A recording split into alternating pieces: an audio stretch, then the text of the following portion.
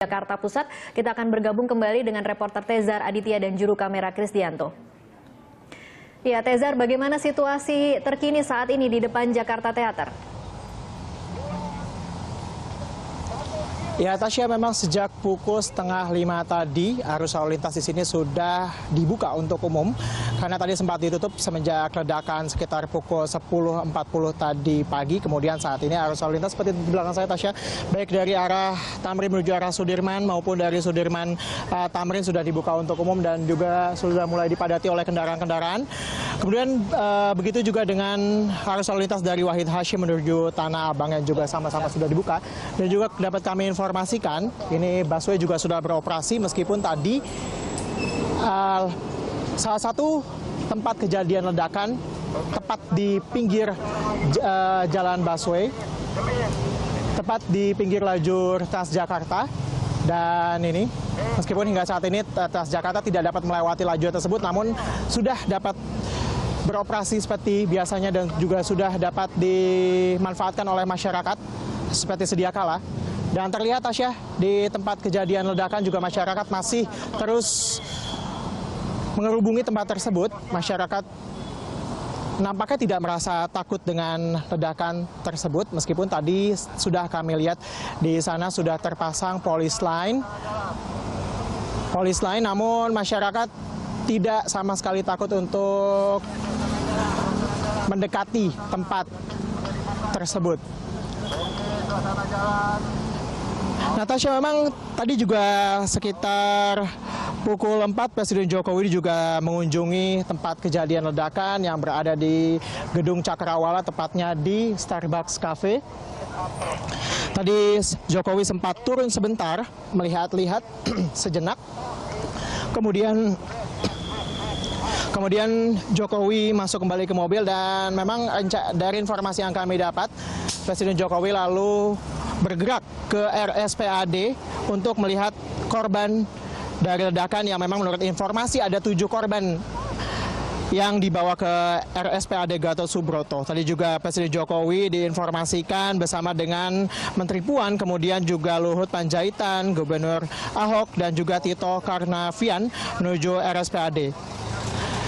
Dan tadi kami juga mendapatkan informasi dari seseorang terpercaya namun menolak disebutkan namanya, bahwa kronologi yang sebenarnya terjadi adalah ledakan pertama terjadi di Starbucks di Gedung Cakrawala.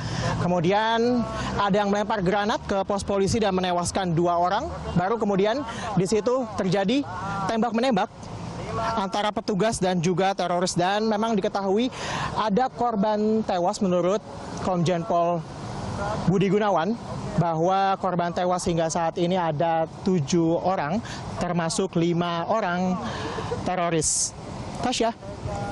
Baik, Tezar, yang Anda gambarkan tadi adalah situasi terkini di dekat pos polisi. Kita bisa menyaksikan bahwa masyarakat sepertinya tidak takut dengan lokasi TKP, begitu dekat mereka berada mengerumuni TKP. Tapi bagaimana dengan situasi di Starbucks? Apakah memang ada pengamanan ketat di sekitar Starbucks, ataukah masyarakat juga bisa mengakses, bisa masuk ke Starbucks dan mengerumuni kawasan itu? Ya, Tasya, memang Starbucks letaknya ada 200 meter di depan pos polisi. Dan di sana tadi sempat kami lihat bahwa Starbucks saat ini sudah ditutup, dilapisi oleh plastik, kemudian digaris dengan polis line. Dan di depannya juga sudah didirikan tenda polisi dan dijaga dengan cukup ketat. Sementara itu untuk Gedung Cakrawalanya sendiri sudah tidak ada aktivitas. Dan seperti di pos polisi juga tadi, masyarakat juga masih dapat mendekat, namun tidak bisa masuk ke dalam gedung, tapi bisa sangat mendekat di depan, persis di depan Starbucks yang merupakan tempat lokasinya. Dan begitu pula di Gedung Sarina ini yang sejak sudah dinyatakan clear, kemudian masyarakat yang beraktivitas dan berkantor di gedung ini juga dan beraktivitas ini juga sudah dievakuasi. Saat ini juga walaupun tidak terkena sasaran dari ledakan, namun di gedung Sarinah ini juga sudah tidak ada aktivitas. Begitu juga di gedung-gedung di sekitar lokasi ledakan ini sudah tidak ada aktivitas sejak evakuasi yang dilakukan dan sejak dinyatakan sudah clear, sudah aman untuk dibuka oleh masyarakat. Tasya. Ada sejumlah restoran dan aktivitas perkantoran sebenarnya yang berada di kawasan Sarinah. Apakah mereka juga turut tutup saat ini atau tetap beroperasi seperti biasa, Tezar? Ya Tasya, dampak dari ledakan tentunya juga untuk salah satunya di McDonald's yang tepat di seberang Starbucks ini sudah tutup sejak tadi, demikian juga satu gedung Sarinah. Saat ini sudah tidak terlihat aktivitasnya, demikian juga gedung Jakarta Theater, kemudian juga gedung Cakrawala yang sebelahnya persis misalnya kita sebutlah Burger King yang merupakan salah satu restoran di sebelah persis Starbucks, dan itu sudah sama sekali tidak beroperasi seperti biasa. Dan begitu juga dengan restoran lainnya yang ada di sekitar Starbucks juga nampaknya tidak buka untuk mencegah memang hal-hal yang tidak diinginkan. Demikian Tasya. Baik, terima kasih Tezar. Kami akan kembali bergabung dengan Anda nanti untuk mengetahui perkembangan terkini dari kawasan Tamrin, Jakarta pasca ledakan yang terjadi hari ini. Kawasan Sarinah menjadi target teror bom yang terjadi Kamis siang. Sterilisasi di TKP dilakukan aparat gabungan TNI Polri sehingga masyarakat hanya bisa menyaksikan dari jarak jauh. Saat ini Jalan Raya Tamrin, tempat lokasi sudah dibuka untuk umum. Bagaimana gambaran dua titik tempat peristiwa teror Sarinah tersebut? Kita ikuti penelusuran Carlos Michael dan juru kamera Muhammad Reza. Tepat pukul 10:40 waktu Indonesia Barat, di sini di Starbucks yang ada di Menara Cakrawala, ledakan pertama dari teror Sarinah terjadi. Dan saat ini ketika saya membuat rekaman ini pukul 17 waktu Indonesia Barat, polisi masih berupaya untuk melakukan mendirikan tenda begitu untuk proses penyelidikan lebih lanjut. Sementara itu kawasan dari kafe Starbucks ini sudah ditutup untuk keperluan penyelidikan yang lebih mendalam dari pihak kepolisian dan Densus 88 anti teror. Kami dapat gambarkan bahwa ledakan terjadi tepat di depan Starbucks. Ada yang mengatakan bahwa di samping sebelah kanan, ada juga yang mengatakan di depan pintu masuk. Tetapi situasi dan kondisi fisik dari Starbucks ini sendiri bisa Anda lihat sangat rusak. Semua kaca pecah. Dan di sini diperkirakan terjadi ledakan yang pertama, itu yang dikatakan oleh Menteri Politik Hukum dan Keamanan Luhut Binsar Panjaitan dalam pernyataannya. Dan situasi di sini tadi sekitar pukul 11 sangat-sangat steril begitu, karena terjadi kontak senjata antara terduga teroris dan juga pihak Densus 88 anti teror. Anda bisa melihat di bawah kameramen saya bahwa kaca-kaca masih dalam posisinya, belum dibereskan begitu oleh pihak Starbucks maupun pihak kepolisian. Dan proses ini dilakukan untuk kemudian memudahkan pihak kepolisian melakukan olah TKP. Olah TKP sudah dilakukan 2 jam setelah peristiwa berlangsung, tepat ketika Luhut Binsar Panjaitan usai mengunjungi tempat kejadian perkara ini. Dan saya akan menunjukkan kepada Anda pemirsa lokasi kedua yang ada kurang lebih sekitar 50 meter, tepat berada di sebelah kiri depan Starbucks ini, yakni di pos polisi depan Plaza Sarinah. Sebelum kita ke lokasi berikutnya, yakni di pos polisi, ini adalah salah satu mobil yang menurut penuturan saksi yang ada di sekitar Starbucks menjadi tempat persembunyian. Di balik ini kemudian masuk ke dalam Starbucks. Ini adalah mobil jenis Daihatsu B1403 POR dalam situasi pecah kacanya, dan ini ada tanda-tanda tembakan begitu, peluru. Dan ini diduga adalah peluru yang terjadi atau ditembaki pada saat peristiwa kontak senjata antara pihak kepolisian Densus 88 anti teror bersama dengan terduga teroris. Dan di sini ada tanda-tanda darah begitu. Ini di sini posisi ditemukan jenazah pada saat ledakan terjadi tepat di samping kiri mobil jenis Sirion Daihatsu ini.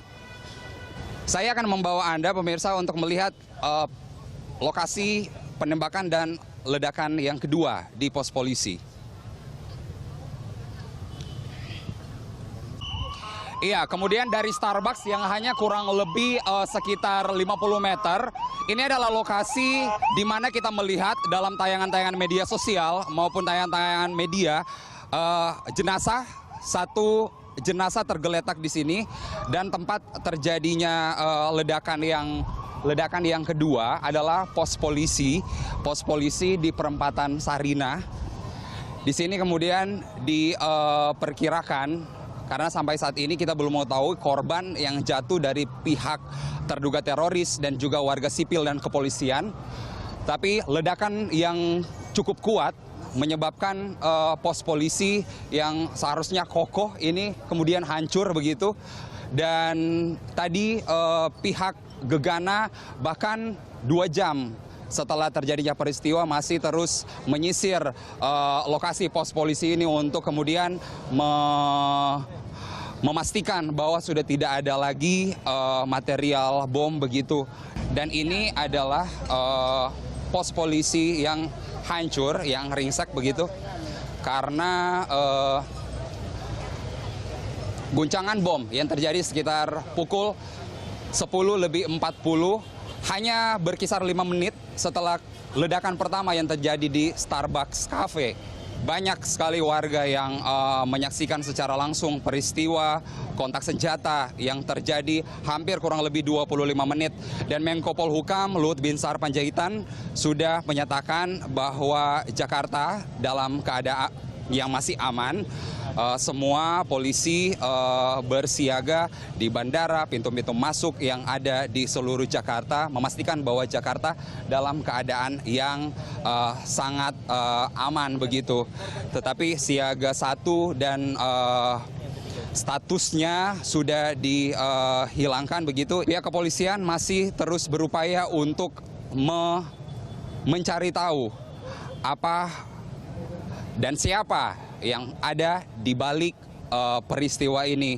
Presiden Joko Widodo sudah datang ke lokasi, kemudian Menko Polhukam, Luhut Binsar Panjaitan, Kapolri, kemudian Panglima TNI, dan seluruh pihak terkait menjanjikan pengusutan kasus ini, bahwa ancamannya di balik ini kita tidak bisa mengatakan ISIS atau kemudian kelompok-kelompok lainnya yang selama ini menjadi target dari Densus 88 anti teror, tetapi tentu berharap bahwa pemerintah dalam hal ini tidak membuat gusar masyarakat.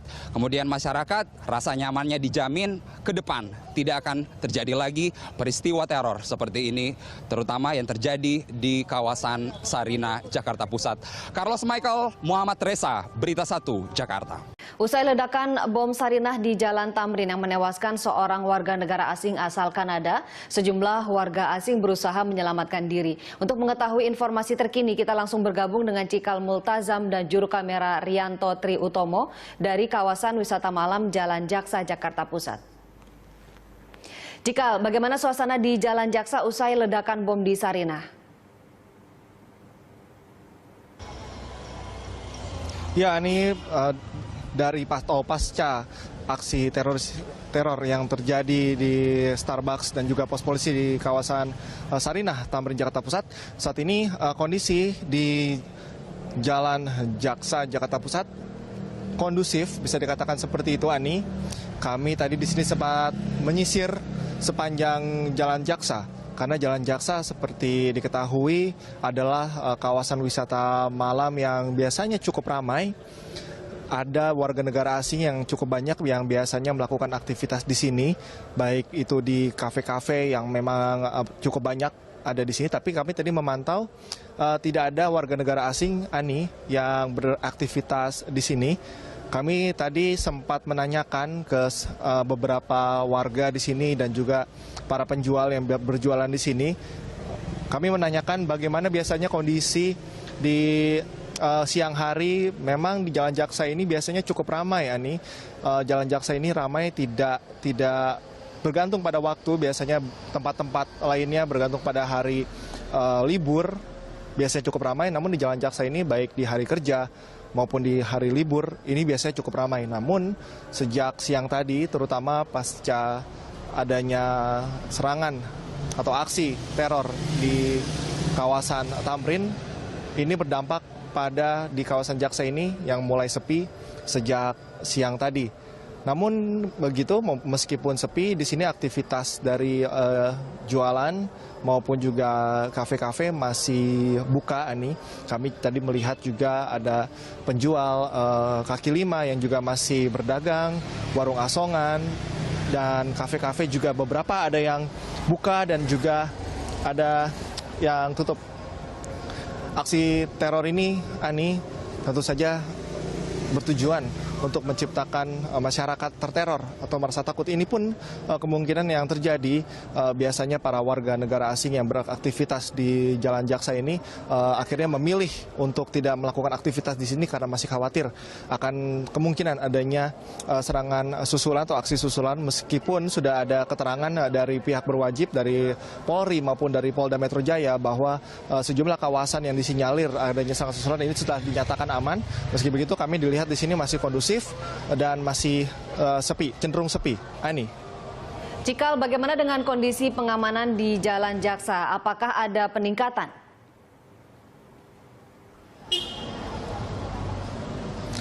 Tentu pengamanan kami tadi juga melihat, Ani. Tadi kami juga sempat menyisir dari tempat lokasi di Tamrin. Kami tadi melihat masih ada sejumlah pengamanan yang cukup ketat di sepanjang Jalan Sabang menuju ke Jalan Jaksa. Namun di jalan, khususnya di Jalan Jaksa ini, kami tidak melihat adanya pengamanan yang cukup berarti, ada pengamanan yang cukup ketat. Namun di bagian depan Jalan Jaksa, artinya di Jalan Sabang, ini ada sejumlah pengamanan khusus yang dilakukan. Baik tadi kami melihat ada dari kepolisian, dari Polres Jakarta Pusat maupun dari Polda Metro Jaya. Tentu ini juga sebagai langkah antisipasi dari pihak berwajib menjaga adanya aksi susulan. Namun begitu, kami di sini melihat para masyarakat dan juga warga tentu mengaku merasa aman. Mereka tidak khawatir karena sudah mendapat keterangan dari kepolisian bahwa mereka di sini dapat beraktivitas dan juga kondisi telah aman karena adanya penjagaan yang cukup intensif dari pihak kepolisian. Ani? Baik, Cikal, terima kasih banyak. Selamat kembali bertugas dan kami nantikan laporan terkini dari lapangan langsung. Pemirsa, demikian Cikal Multazam dan juru kamera Rianto Tri Utomo melaporkan langsung dari Jalan Jaksa, Jakarta Pusat.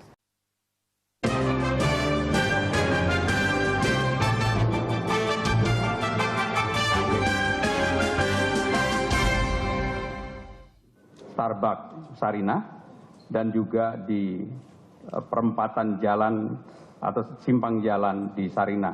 Karena beredar berbagai informasi di berbagai tempat, perlu kami luruskan sekali lagi, pemerintah dalam hal ini telah sepenuhnya mengontrol dan kami berterima kasih kepada masyarakat, tetap tenang dan kita semua akan menghadapi hal ini dengan sebaik-baiknya. Pemerintah sama sekali tidak takut dan pemerintah yakin rakyat masyarakat juga tidak takut. Pada Pak Luhut kami persilakan. Terima kasih Pak Pramono Anung. Teman-teman sekalian, saya sebagai Menko Polhukam penanggung jawab mengenai keamanan ini ingin melaporkan bahwa kejadian ini sebenarnya sudah sangat kita waspadai sejak bulan Desember. Karena kami sudah dapat intelijen dari Desember bahwa akan ada orkestra di Asia Tenggara ini. Dan itu polisi bekerja dengan sangat keras dan Anda bisa melihat mereka melakukan penangkapan selama bulan Desember dan kita memang berhasil melalui bulan Desember itu dengan baik, dengan berhasil menangkap begitu banyak pimpinan-pimpinannya. Tetapi satu hal yang saya garis bawahi, satu hal yang tidak bisa kita jamin adalah kita tidak tahu kapan, di mana itu dilakukan. Itu saya kira intelijen manapun di dunia juga kita melihat di Amerika, di Inggris, di Paris kemarin baru-baru lagi di Turki, itu juga tidak bisa. Tapi saya ingin katakan jangan ada istilah kami kecolongan. Tidak, kami sudah mewaspadai dan Presiden sangat paham dari waktu ke waktu kami lapori ada perkembangan itu. Jadi kerjasama antara polisi, BIN dengan TNI sangat baik sekali. Yang pertama. Yang kedua, kejadian tadi teknis nanti akan dilaporkan oleh Pak Badrodin maupun oleh Pak Kapolda. Yang kedua adalah penanganan ini bisa cepat dilakukan.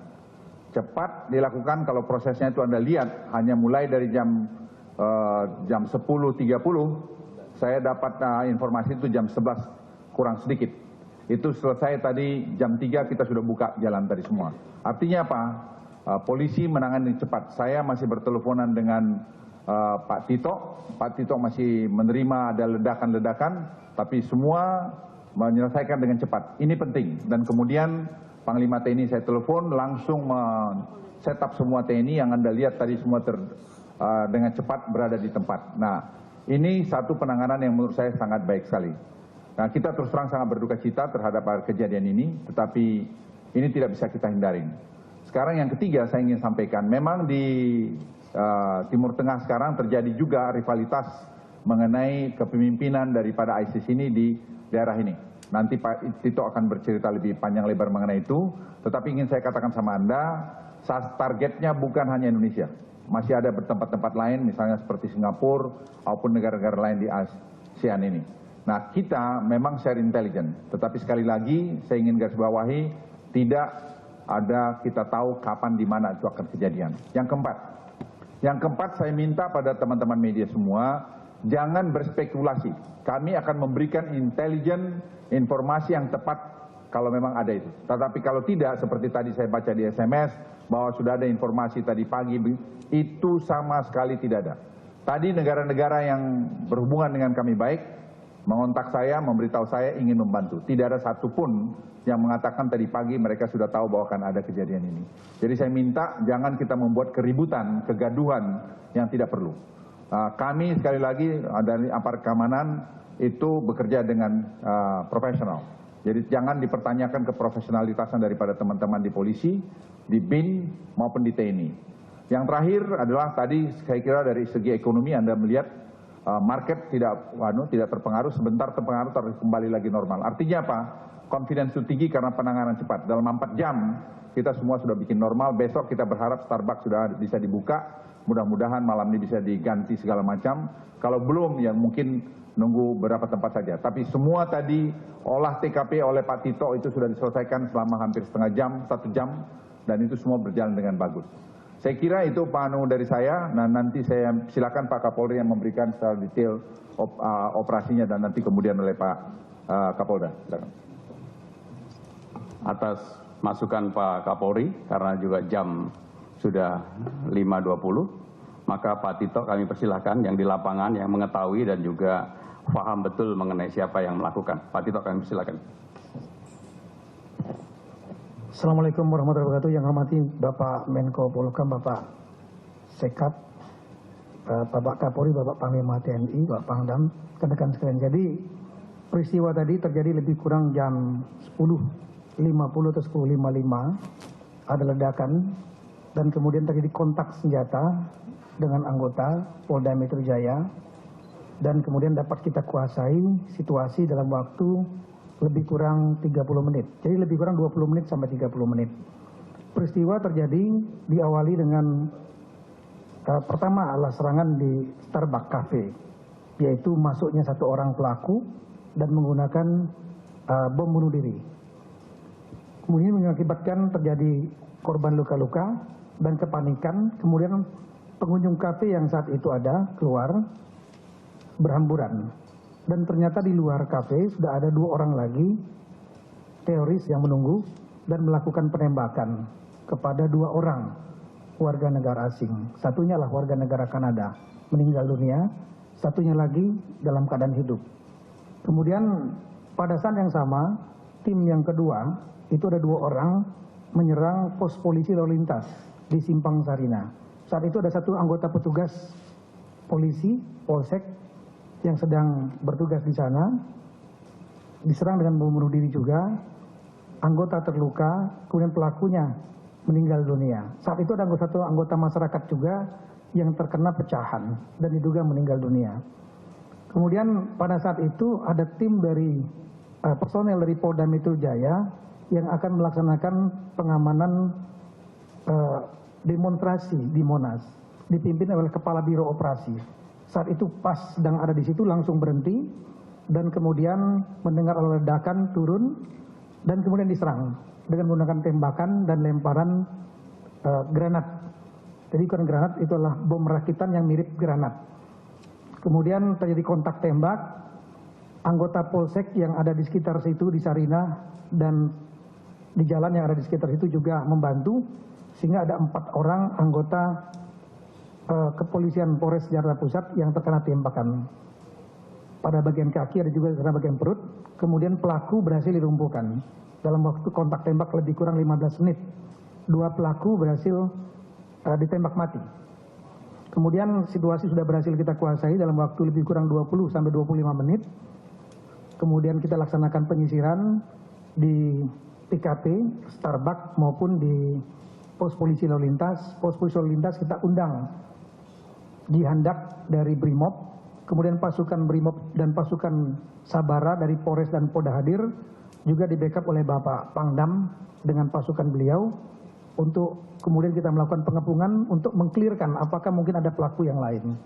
Gedung yang ada di Skyline Building, di tempat di mana ada Starbucks Cafe, kita sisiri dari lantai per lantai, tidak ada pelaku di sana. Kemudian di depannya ada gedung Jaya, kita juga lakukan penyisiran dan dinyatakan clear, jadi tidak ada pelaku yang lain, sehingga kita laksanakan namanya clearing device. Clearing device ini untuk meyakinkan bahwa tidak ada lagi bom-bom tambahan. Di situ pada saat clearing device kita temukan ada masih 6 bom, 5 bom kecil sebesar tangan, kepalan tangan, kita sebut dengan granat tangan rakitan, dan satu lagi bom yang lumayan besar sebesar kaleng biskuit yang ada di situ. Jadi ada semua ada 6 yang berhasil kita amankan. Kemudian dari pelaku yang meninggal itu juga kita sita 1 senjata api sejenis FN rakitan. Dengan demikian pelaku 5 orang tertangkap dan meninggal dunia, kita berhasil lumpuhkan. Korban yang ada, yang meninggal warga masyarakat ada 2, 1 warga negara Kanada dan 1 warga negara Indonesia yang sedang kita cari identitasnya. Kemudian ada sejumlah korban yang masih luka lebih kurang 15, baik luka berat maupun luka ringan, dan serta ada 5 anggota polisi yang terkena baik luka tembak atau terkena pecahan dari bom yang dilemparkan. Karena bom itu isinya ada baut namanya shrapnel. Shrapnel itu isinya baut, paku dan lain-lain yang ada di situ. Dengan demikian olah TKP kita laksanakan sampai dengan jam 3. Setelah olah TKP selesai, kemudian jalan kita buka, clear, dan olah TKP masih dilanjutkan di Starbucks Cafe dan pos polisi lintas. Hari ini kita upayakan untuk selesai, bekerja sama dengan teman-teman dari Pusiden dan Lapor, dan insya Allah besok akan kita tuntaskan semua. Sementara tim sedang melaksanakan pengejaran kepada jaringan pelaku. Jaringan pelakunya sebetulnya adalah jaringan pelaku yang berhubungan dengan kelompok ISIS di Raqqa, pusatnya di Raqqa. Jadi rekan-rekan paham mungkin bahwa ISIS ini merubah strategi. Dulu strateginya hanya melaksanakan operasi di Syria dan Irak. Tapi kemudian ada perintah dari amirnya Abu Bakar Baghdadi untuk melakukan operasi di luar wilayah Syria dan Irak, dan kemudian dibentuk cabang-cabang ISIS di seluruh dunia, baik di Prancis, di Eropa, Afrika Utara, kemudian di Turki misalnya, termasuk di Asia Tenggara. Sel-sel ISIS yang ada di Asia Tenggara ada di Indonesia, Malaysia, Filipina, Thailand, dan lain-lain. Dan kemudian khusus untuk yang di Asia Tenggara ini ada satu orang tokoh, yaitu Bahrum Naim, yang ingin mendirikan namanya Katibah Nusantara. Dia ingin menjadi leader untuk kelompok ISIS yang berada di Asia Tenggara. Nah, kemudian terjadi upaya rivalitas leadership ini, sehingga untuk menjadi pemimpin di Filipina sudah dideklar cabangnya mereka di Filipina Selatan. Jadi antar para tokoh-tokoh ini di Asia Tenggara ini ingin bersaing ingin menjadi leadership. Oleh karena itu Bahru Naim merancang serangan-serangan seperti ini. Jadi sementara kelompoknya sudah kita ketahui dan sedang kita lakukan pengejaran. Demikian. Terima kasih. Panglima. Terima kasih rekan-rekan media. Yang pertama saya ucapkan apresiasi yang tinggi kepada rekan-rekan Kepolisian Republik Indonesia yang mampu mengatasi bersama-sama dengan Pangdam Jaya tentunya. Dan saya perlu pada kesempatan ini mengingatkan bahwa yang pertama kita bisa mengatasi dalam waktu yang sesingkat-singkatnya. Hanya 4 jam maksimal dan normal kembali. Yang kedua, dari kelompok pelaku 5 orang dan korban yang meninggal dunia hanya 2 orang. Jadi 5 pelakunya meninggal dunia dan dari warga negara Indonesia 1, Kanada 1 yang bukan pelaku meninggal dunia. Dan saya harap kita semuanya, rekan-rekan media juga warga negara Kesatuan Republik Indonesia. Tentunya kita sepakat semuanya bahwa negara Kesatuan Republik Indonesia tidak bisa ditekan, diancam, dan dikendalikan oleh ISIS. Ini pesan yang perlu saya sampaikan. Mari kita bersama-sama mengatasi semuanya. Dan untuk rekan-rekan media, mari kita sampaikan apa yang disampaikan tadi bersama-sama, bahwa dalam waktu singkat-singkatnya kita bisa selesaikan, dan jangan membuat resah warga negara lainnya. Terima kasih. Saudara-saudara sekalian, biar tidak salah kutip, sekali lagi total yang meninggal dunia sampai dengan hari ini itu berjumlah 7 orang. Di mana 7 orang itu adalah 5 pelaku, kemudian 2 orang, 1 warga Kanada, dan 1 adalah warga negara Indonesia. Jadi jumlahnya 7 orang, sedangkan yang luka jumlahnya 15. Jadi 15 tambah 5 menjadi 20, yang 5 polisi. Itu yang luka ringan maupun berat. Demikian rekan-rekan sekalian, sekali lagi Pak Luhut, terima kasih. Wassalamualaikum warahmatullahi wabarakatuh.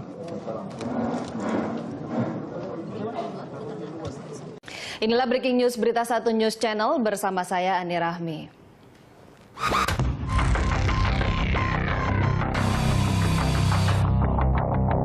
Negara, bangsa dan rakyat, saya kira kita tidak boleh takut, tidak boleh kalah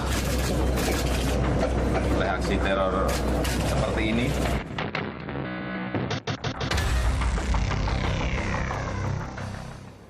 Kapolda Metro Jaya Irjen Polisi Tito Karnavian mengatakan aksi terorisme di Sarinah Tamrin dilakukan oleh kelompok teroris yang terkait dengan ISIS yang ada di Suriah dan Irak. Para pelaku menerima perintah dari pimpinan mereka di negara tersebut. Berikut pernyataan Kapolda Metro Jaya.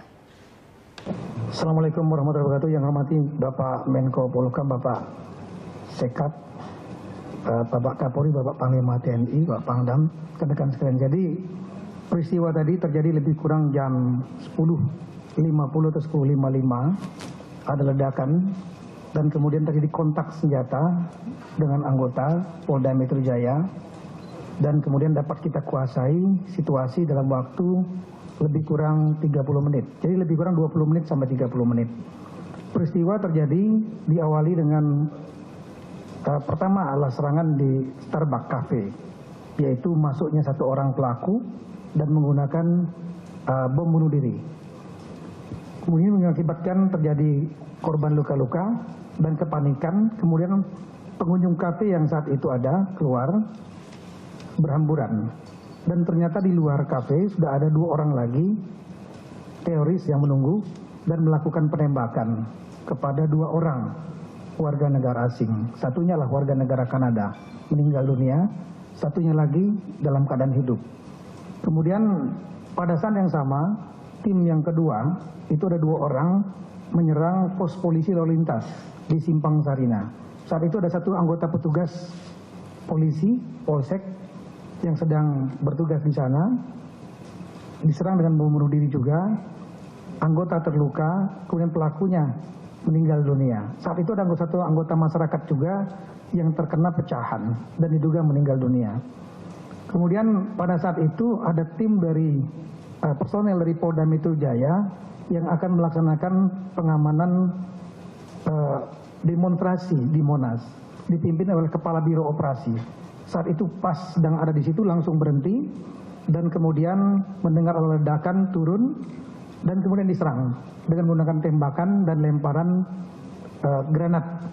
Jadi bukan granat, itu adalah bom rakitan yang mirip granat. Kemudian terjadi kontak tembak, anggota Polsek yang ada di sekitar situ di Sarinah dan di jalan yang ada di sekitar itu juga membantu, sehingga ada 4 orang anggota kepolisian Polres Jakarta Pusat yang terkena tembakan. Pada bagian kaki ada juga kena bagian perut, kemudian pelaku berhasil dilumpuhkan. Dalam waktu kontak tembak lebih kurang 15 menit, 2 pelaku berhasil ditembak mati.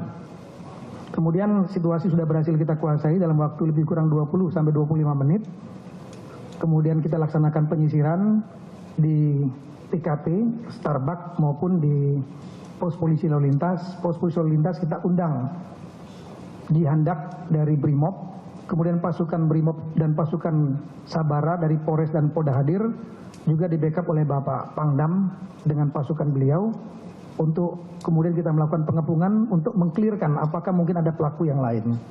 Gedung yang ada di Skyline Building, di tempat di mana ada Starbucks Cafe, kita sisiri dari lantai per lantai, tidak ada pelaku di sana.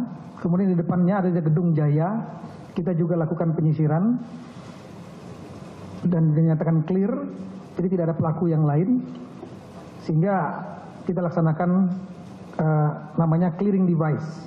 Clearing device ini untuk meyakinkan bahwa tidak ada lagi bom-bom tambahan. Di situ pada saat clearing device kita temukan ada masih 6 bom, 5 bom kecil sebesar tangan, kepalan tangan, kita sebut dengan granat tangan rakitan, dan satu lagi bom yang lumayan besar sebesar kaleng biskuit yang ada di situ. Jadi ada 6 yang berhasil kita amankan. Kemudian dari pelaku yang meninggal itu juga kita sita 1 senjata api sejenis FN rakitan. Dengan demikian pelaku 5 orang tertangkap dan meninggal dunia, kita berhasil lumpuhkan. Korban yang ada, yang meninggal warga masyarakat ada 2, 1 warga negara Kanada dan 1 warga negara Indonesia yang sedang kita cari identitasnya. Kemudian ada sejumlah korban yang masih luka, lebih kurang 15, baik luka berat maupun luka ringan, dan serta ada 5 anggota polisi yang terkena baik luka tembak atau terkena pecahan dari bom yang dilemparkan. Karena bom itu isinya ada baut, namanya shrapnel. Shrapnel itu isinya baut, paku dan lain-lain yang ada di situ. Dengan demikian olah TKP kita laksanakan sampai dengan jam 3. Setelah olah TKP selesai, kemudian jalan kita buka, clear, dan olah TKP masih dilanjutkan di Starbucks Cafe dan pos polisi lintas. Hari ini kita upayakan untuk selesai, bekerja sama dengan teman-teman dari Pusiden dan Lapor, dan insya Allah besok akan kita tuntaskan semua. Sementara tim sedang melaksanakan pengejaran kepada jaringan pelaku. Jaringan pelakunya sebetulnya adalah jaringan pelaku yang berhubungan dengan kelompok ISIS di Raqqa, pusatnya di Raqqa. Jadi rekan-rekan paham mungkin bahwa ISIS ini merubah strategi. Dulu strateginya hanya melaksanakan operasi di Syria dan Irak. Tapi kemudian ada perintah dari amirnya Abu Bakar Baghdadi untuk melakukan operasi di luar wilayah Syria dan Irak, dan kemudian dibentuk cabang-cabang ISIS di seluruh dunia, baik di Prancis, di Eropa, Afrika Utara, kemudian di Turki misalnya, termasuk di Asia Tenggara. Sel-sel ISIS yang ada di Asia Tenggara ada di Indonesia, Malaysia, Filipina, Thailand, dan lain-lain. Dan kemudian khusus untuk yang di Asia Tenggara ini ada satu orang tokoh, yaitu Bahrum Naim, yang ingin mendirikan namanya Katibah Nusantara. Dia ingin menjadi leader untuk kelompok ISIS yang berada di Asia Tenggara. Nah, kemudian terjadi upaya rivalitas leadership ini, sehingga untuk menjadi pemimpin di Filipina sudah dideklar cabangnya mereka di Filipina Selatan. Jadi antar para tokoh-tokoh ini di Asia Tenggara ini ingin bersaing ingin menjadi leadership. Oleh karena itu Bahru Naim merancang serangan-serangan seperti ini. Jadi sementara kelompoknya sudah kita ketahui dan sedang kita lakukan pengejaran. Demikian. Terima kasih. Dan saat ini kita akan bergabung dengan Mabes Polri, di mana Anton Carlian akan memberikan konferensi persnya. Agar meningkatkan deteksi dini dan meningkatkan informasi-informasi di masyarakat. Demikian juga kepada masyarakat, mohon juga bantuannya dengan sangat untuk lebih peduli terhadap lingkungan. Karena kalau RT, RW, tokoh agama, tokoh masyarakat peduli, insya Allah teroris ini bisa kita perangi secara bersama. Pesan Pak Jokowi, jangan takut, kita harus berani, negara jangan kalah, jangan tunduk oleh teroris. Pak, yang siaga 1 ini pasukan atau situasi keamanan, Pak?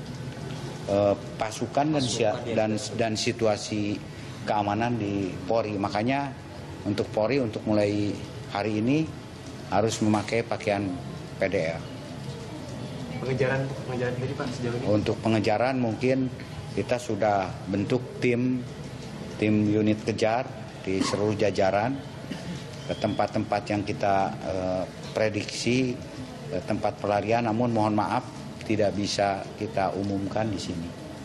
Pak, ada informasi bahwa salah satu terduga dari teroris ini juga berada di salah satu rumah sakit, menjadi korban juga seperti itu. Makanya kami sedang menyelidiki lebih dalam karena tidak menutup kemungkinan ada juga pihak pelaku bisa menjadi korban di sana, karena kan awalnya juga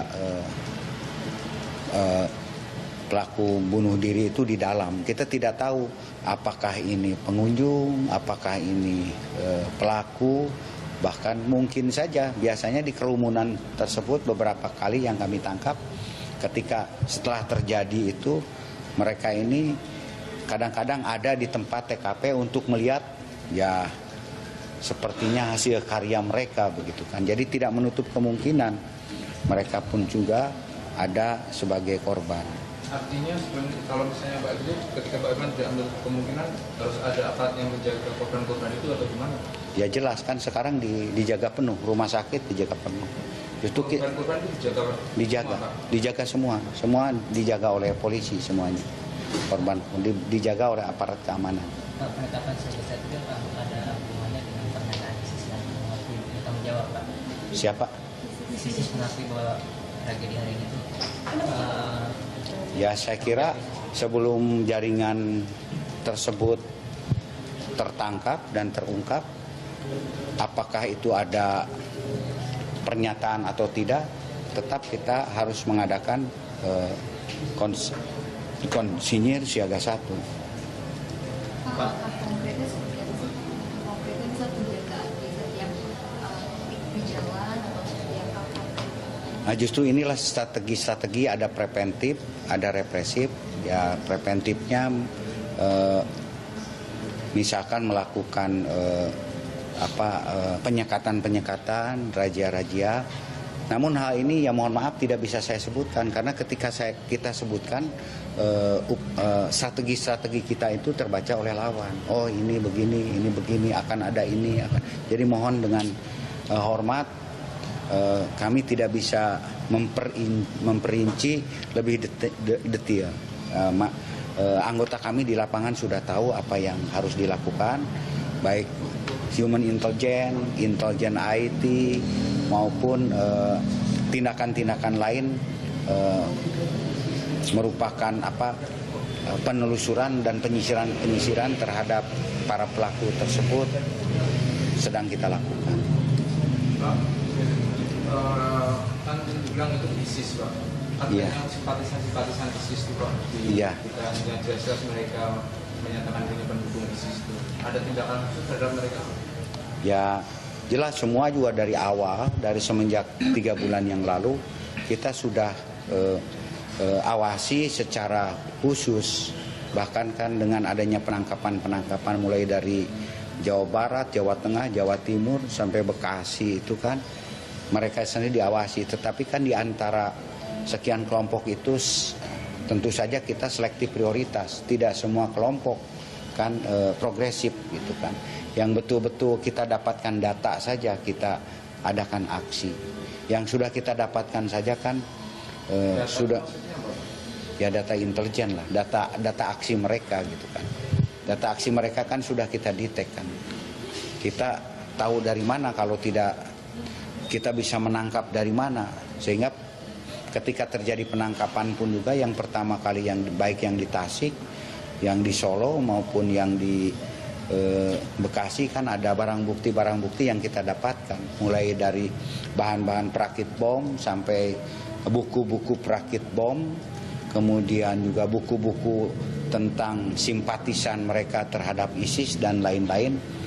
Kemudian juga ada beberapa rekening dana yang masuk dari luar negeri juga, yaitu termasuk salah satu yang kita deteksi. Kalau sejauh ini identitas dari para terduga pelaku? Ya kalau identitas belum, nggak bisa dong. Kalau identitas justru nanti kabur. Pak, yang melekat di tubuh 5 korban ini, apakah ada penanda ISIS seperti bendera kecil atau apa gitu Pak? Sementara tidak ada, tetapi nanti mereka masuk kelompok mana kan kita tahu. Kita bisa identifikasi, bisa kita hubung-hubungkan, dan mereka pun juga kelompok-kelompok tertentu akan mengakui bahwa mereka itu adalah kelompok daripada kelompok tersebut. Ini berarti membuka kembali penyelidikan terhadap kelompok teroris yang dulu ya Pak? Ya semua juga kita hubung-hubungkan. Kalau ya, aliran dananya itu dari negara mana ya Pak ya? Dari Syria. Dari Syria? Iya. Dari Syria. Salah satunya yang sudah berhasil kita ungkap adalah dananya itu dari Syria. Dari Syria ya Pak? Dari grup Abu Naim itu. Abu Naim. Iya. Pak, apakah polisi sejauh ini sudah mengawasi atau Bahru Naim, bukan Bahru Naim. Ada jumlahnya? Jumlah transfer dananya itu Pak? Oh, nilainya? Ada lah. Pokoknya yang penting ada gitu kan. Yang penting ada. Pak, kalau pelaku itu udah konfirmasi semua orang Indonesia atau katanya ada dari warga asing? Sementara ini tidak ada. Sudah diterangkan juga oleh tim dokter, hanya satu warga negara asing, yaitu warga negara Belanda. Yang lain-lainnya adalah warga negara Indonesia. Yang pelaku ya warga negara Indonesia. Orang Indonesia gitu kan, warga negaranya kan belum tentu orang. Ya, tapi jadi rasnya ras Melayu lah gitu kan. Pak, tadi Pak Tito menyebut bahwa dari yang ditemukan itu ada 6 bom. Terus beliau bilang yang 5 itu high explosive. Ya, bisa dikatakan nggak Pak, maksudnya high explosive itu seperti apa? Untuk masalah high atau tidak kan perlu, mungkin saja itu high itu kan daya ledaknya tinggi. Daya ledak tinggi itu seperti bom Marriott, bom Australia kemarin kan, Marriott 2003, Australia 2004 gitu kan. Itu kan daya ledaknya tinggi sampai tingkat berapa? 25 itu pecah semuanya gitu. Nah, sementara yang di sini mungkin tidak maksimal daya ledaknya. Maksudnya yang ditemukan yang belum meledak? Iya betul. Bukan dari bahan komposisi pembentuknya Pak, misalnya kayak C4 atau TNT gitu. Iya bisa, dan itu pun juga kan harus diperiksa dulu oleh Lapor apakah high atau low. Kita belum bisa menyatakan secara cepat dan tergesa-gesa gitu. Itu hanya dugaan saja, mungkin saja, dan memang kemungkinan itu lebih tinggi. Cuman high explosifnya sampai segimana kita kan belum bisa memastikan. Bahan peledaknya belum tahu ya Pak ya? Belum. Bahan-bahannya saja kan belum. Nanti kan akan diurai kan. Kan tidak secepat ini. Jenazah dibawa ke pelaku dibawa ke rumah sakit Polri Pak. Kenapa? Jenazah pelaku. Ya semuanya kan sedang kita identifikasi, mulai sidik jari kan sekarang IKTP kan. Bisa tahu walaupun dia mungkin identitasnya apa. Nanti dari sidik jari, kalau tidak bisa dari sidik jari, dari DNA, dari lain-lain. Kayak bom Marriott ini kan tidak ketahuan apa-apa. Untung ini wajahnya masih bisa ketahuan, sehingga masih bisa diidentifikasi. Tidak ada yang rusak berat gitu. Dari cara mereka beraksi hari ini, polisi bisa menganalisa nggak Pak? Mereka ini pemainnya tokoh lama yang sudah pernah melakukan hal yang sama atau baru kali ini beraksi seperti ini Pak, para pelaku yang 5 ini? Kami belum bisa menyimpulkan. Nanti mungkin setelah tim menganalisa secara mendalam baru kita mengetahui. Karena identifikasinya saja belum selesai. Sudah ada pemanggilan kepada keluarga pelaku belum Pak? Kenapa? Ya belum lah. Yang pelaku belum tahu identitasnya? Iya kan belum kan, identitasnya saja kan. Korban warga negara Indonesia yang satu itu Pak sejauh? Belum juga, nanti akan diumumkan secara terbuka. Mungkin beberapa jam lagi, silakan dimonitor saja di rumah sakit. Ada di Kramat Jati, ada di Gatot Subroto ya, ada di mana lagi ya cuma 2 tempat itu ya. RSCM ya, RSCM. Terima kasih Sudah? Pak. Sudah. Cukup? Silakan tidur.